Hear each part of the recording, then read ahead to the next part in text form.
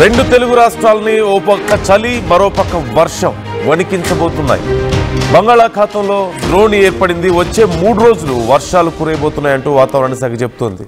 కోస్తా రాయలసీమ జిల్లాల్లో ఒక మోస్తరు నుంచి భారీ వర్షాలు ఉండే అవకాశం ఉంది. వచ్చే వారం బంగాళాఖాతంలో మరో అల్పపీడనం ఏర్పడబోతుంది అంటున్నారు. ఇప్పటికే తెలుగు రాష్ట్రాల్లో చలి పంజా విసురుతోంది. తెలంగాణలో ఉష్ణోగ్రతలు భారీగా పడిపోతున్నాయి. 9 నుంచి 14 డిగ్రీల మధ్య నమోదవుతున్నాయి ఉష్ణోగ్రతలు. రేపు మరింత చలి పెరిగే అవకాశం ఉందంటూ వాతావరణ శాఖ చెబుతోంది. ఉమ్మడి ఆదిలాబాద్ జిల్లాకు ఆరెంజ్ అలర్ట్ను కూడా ఇప్పటికే వాతావరణ శాఖ జారీ చేసింది. మరొక అల్పపీడనం ఏర్పడబోతున్న నేపథ్యంలో వాతావరణంలో తీవ్రమైనటువంటి మార్పులు ఉండే అవకాశం ఉంది. ఇప్పటికే 2 తెలుగు రాష్ట్రాలని చలి తీవ్రత చంపేస్తోంది.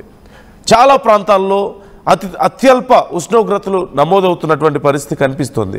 ఈ నేపథ్యంలో ఒకవేళ గనక వర్షాలు పడితే పరిస్థితి మరింత దారుణంగా మారే అవకాశం ఉందని, ఉష్ణోగ్రతలు మరింత పడిపోయే అవకాశం ఉందంటూ వాతావరణ శాఖ చెబుతోంది.